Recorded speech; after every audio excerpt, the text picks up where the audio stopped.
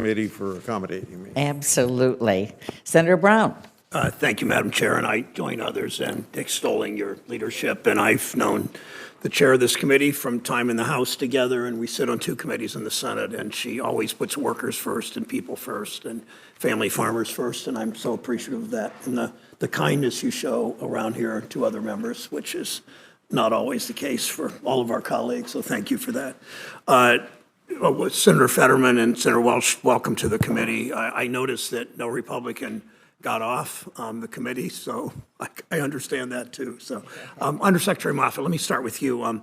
Thanks for being here. The pandemic highlighted the vulnerability of long global supply chains in agriculture and in industry and throughout our economy, and the need for more locally and regionally produced food.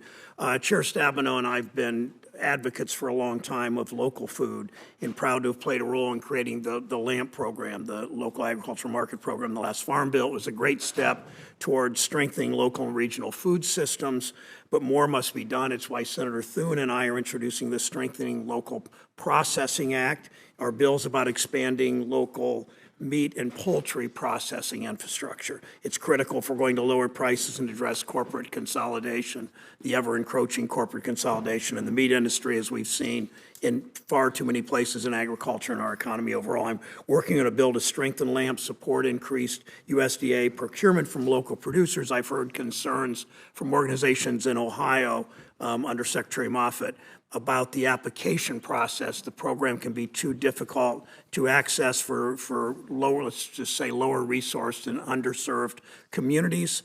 I know we can fix that. I need your help. I know we can count on you to do that. Give us some thoughts on how we will work together on this, please.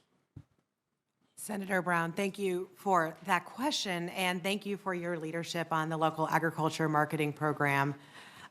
As you said, at the height of the pandemic, at the early stages of the pandemic, we saw how important local and regional supply chains are, and the LAMP program particularly is valuable in building those bridges and building the connections and the capacity for both communities, for buyers in those communities, as well as farmers and producers in the communities, to really foster those relationships so that we can get more product grown locally, produced locally into the local food system as well, enhancing our supply chains and really giving more choice for farmers to access more markets, as well as more choice for consumers to be able to buy from local farmers as well.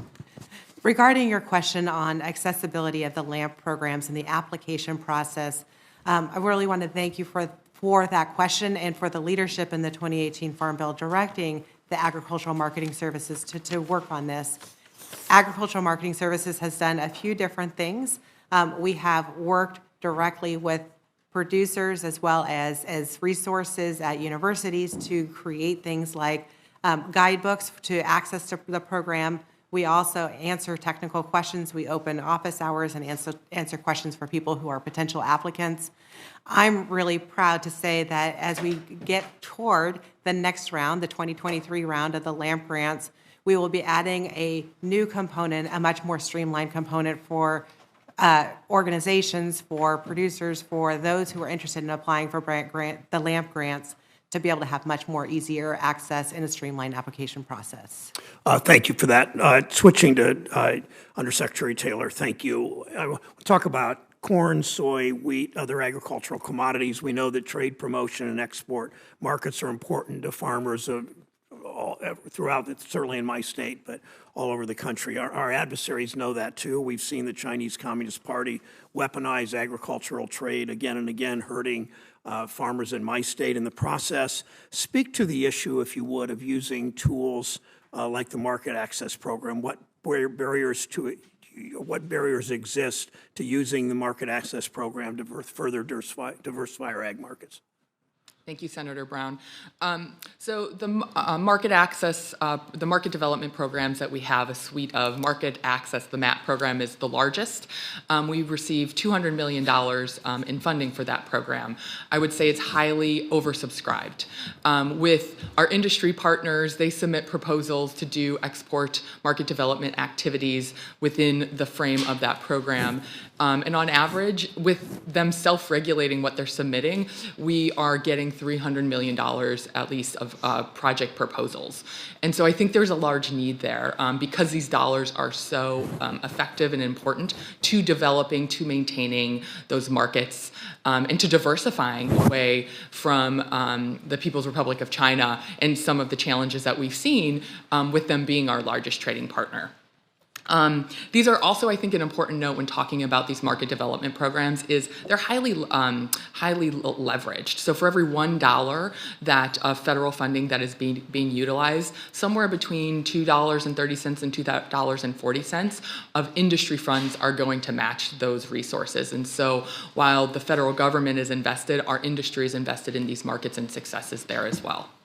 Thank you. Thank you, Madam Chair. Thank you very much. Senator Bozeman. I think what I'd like to do, Madam Chair, we've got a bunch of members here, so I think I'll bat at the end, and we'll just go ahead and go through the line on ours. All right, you'll bat clean